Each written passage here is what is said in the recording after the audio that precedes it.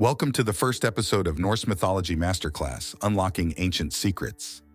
Today, we're diving into the fascinating world of Norse mythology by exploring the geography, people, and languages that form the foundation of this ancient belief system, along with an introduction to the runes that hold a special place in Norse culture.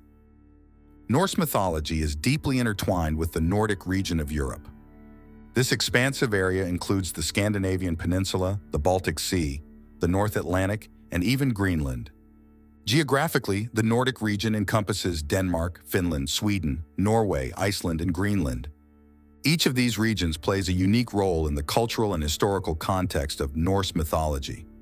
The Germanic-speaking Scandinavians, who are central to our study, were first identified around the year 0 in areas like Denmark, northern Germany, and southern Sweden. Over time, they spread northward along the Norwegian and Swedish coasts. These early Scandinavians were primarily sedentary, living in small villages and farms, with a lifestyle heavily based on farming and fishing. In contrast, the Sami people in northern Scandinavia were nomadic, relying on hunting, fishing, and reindeer herding. There are up to 10 different Sami dialects, corresponding to different ethnic groups among the Sami. During the Viking Age, there was significant interaction between the Sami and the Germanic-speaking Scandinavians, including trade, intermarriage, and cultural exchange. For example, the Sami traded furs and reindeer products, while the Scandinavians offered metalwork and agricultural goods. These exchanges enriched both cultures and led to a blending of traditions and technologies. One fascinating aspect of this relationship was the exchange of spiritual and shamanistic practices, with some Norse myths reflecting Sami influence. However, after the spread of Christianity, the relationship deteriorated, with the Sami being marginalized for their pagan beliefs. The introduction of Christian laws, especially in Norway, cast the Sami as outsiders practicing heretical beliefs. This shift marked a significant change in the cultural landscape of the region. The Sami were often depicted in Christian records as sorcerers or pagans, and their traditional ways of life were increasingly suppressed. Today, there are 5 national languages derived from Old Nordic: Danish, Swedish, Norwegian, Faroese, and Icelandic. These languages are part of the Northern Germanic language family, sharing a common ancestry in Old Nordic and Proto-Germanic. Modern Danish, Norwegian, and Swedish are mutually intelligible, meaning speakers of these languages can generally understand each other. In northern Scandinavia, we also find the Sami languages, which belong to the Finno-Ugric language family. This means Sami is not related to the Germanic languages and is instead closer to Finnish. Despite these linguistic differences, the languages all contribute to the rich tapestry of Nordic culture.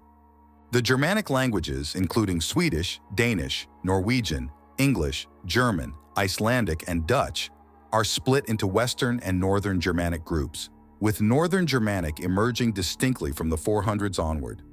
The evolution of these languages reflects the complex history and interactions of the Nordic people. For example, Icelandic has remained relatively unchanged since the Viking Age, allowing modern speakers to read Old Norse texts with ease.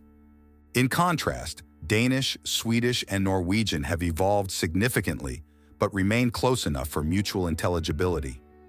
Runes are an integral part of Norse mythology. One of the most famous myths involving runes is the story of how Odin acquired them.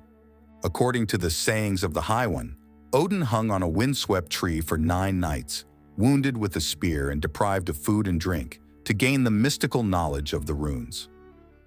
This ritual underscores the significance of runes as symbols of profound wisdom and power. Historically, runes were more than just mystical symbols. They were a practical writing system used throughout Scandinavia. The earliest form, known as the Elder Futhark, had 24 letters and was used from around the 1st century CE until the 700s.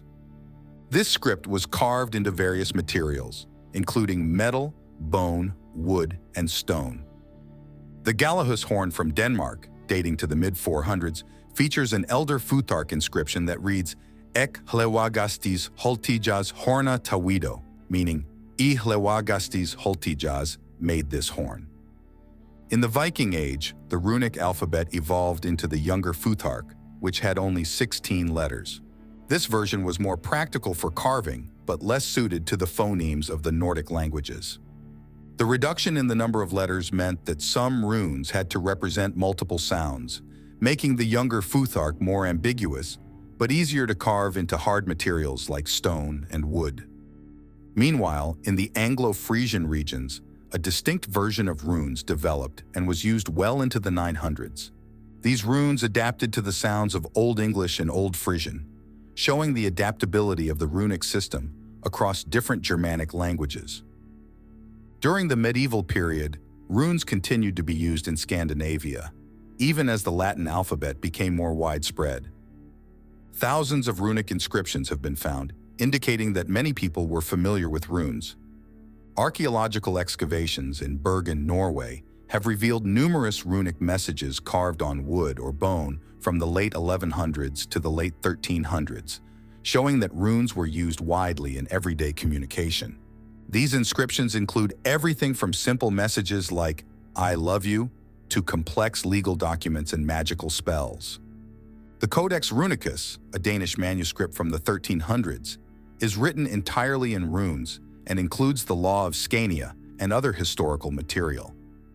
This manuscript shows how runes were adapted for more formal and extensive written works, bridging the gap between practical everyday use and more significant legal and historical records. In this first episode of Norse Mythology Masterclass Unlocking Ancient Secrets, we've explored the geographical and cultural foundations of Norse mythology.